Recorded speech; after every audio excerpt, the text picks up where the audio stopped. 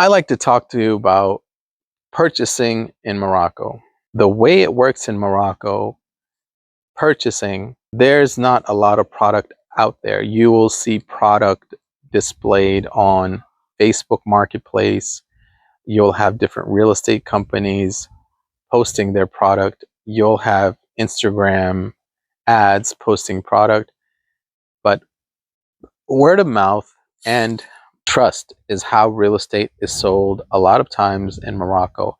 If you go to a new establishment, they'll have a front office which will give you a tour and which will give you pricing. But if you're trying to buy from the average homeowner or the businessman, what they usually do, they have intermediaries, people who are here watching the product, watching their house, taking care of their house, or a person who's like the one that you'll meet and discuss. And that person, for usually for selling the house, he will get a percentage of the profit. That does create some issue because he wants to get a certain price, which helps his bottom line. It's not we don't really know what the value is, but everyone gives you their number, what they think they can sell, I think. And one thing I've realized, if you're going to get a product that's in a high demand area or it's perceived as high demand, whether your house is in good condition or bad condition, they will try to go at the highest number first.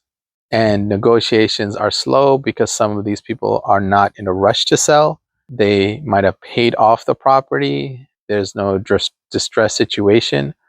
Or sometimes there is a distrust in the relationship between the person watching the property, the person that's fielding the purchases, the offers, and the owners. And these are issues, but every country, every transaction has its own format. You need to be able to manage with the format. What I feel is you're going to pay about 20 to 30% more than what I perceive is the value of the property. And I still think it's worth it because the appreciation is there, the traffic is there, and the tourism is there for this property to eventually make its gains. I think over the course of 10 years, to ask for a 10% cap rate, getting your money back in 10 years is a very conservative estimate. Why? Because if you look at the average rents, they're still at 8%, 6%, 8% if you were just to rent it out, right? Sometimes even 10% on your money if you were to just straight rent. Now, if you run it as a hostel, just the Airbnb scenario, but you're running it as a hostel, you would be breaking 10% pretty easily with 30% occupancy. What this now does is give you a situation where you can, as an investor, come here, even pay 30% more, or it could even be more, but I'm just giving you my idea of what people are pricing it at. Then what you can do is recoup your money running it as an Airbnb or as a hostel.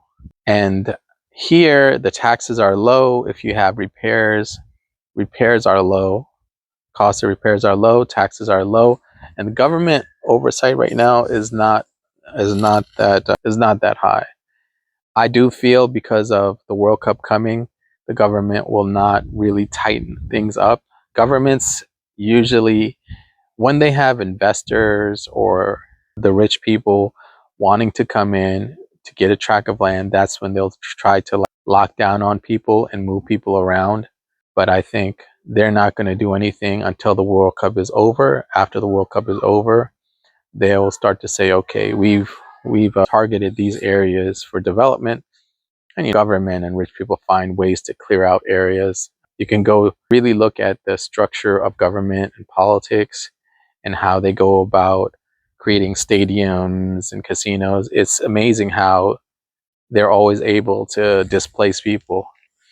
But back to Morocco, you're looking at 30% more usually, and you'll have to make repairs. A lot of these are not running as a property. That's a hotel. if it is running as a hotel already, everything's in place, you're going to pay a premium, probably around, I would say about $100,000 to $200,000 more. Let's say without it having run as a hotel, maybe the value, I would say they'd sell it at 3. But if they have it running as a hotel with occupancy, with the software, and it's on all the different booking sites and it's generating income, they're going to go at the 5. And still at 500,000, 30% occupancy with about 20 rooms, you're still not even, you're going to clear about 6 figures a year with low expenses. I think your expenses will run you maybe 30,000. And then if you go to full occupancy, you're looking at, you're looking at some extreme numbers that if I tell anyone, they'll be like, that's not possible. But I don't want to say that number, but I think if we look at 300,000 per year, it's very achievable if you were to get 60 to 70% occupancy.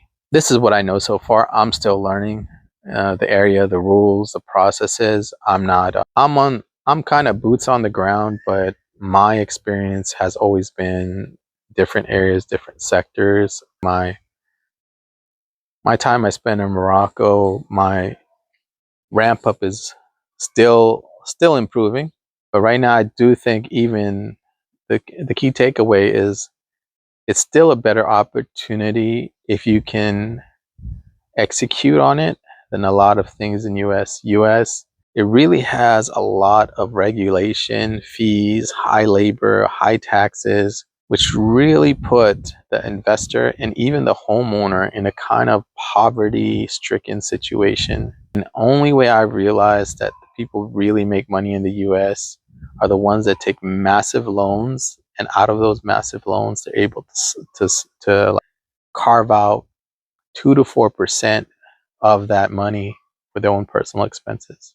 But hey, again, Morocco, I hope this is a good update for you guys to kind of get a better understanding how things work in Morocco. And you always have to remember, everything in life has its pros and cons and risks, but you have to put the time in to learn and get comfortable with every situation before you can take that next step.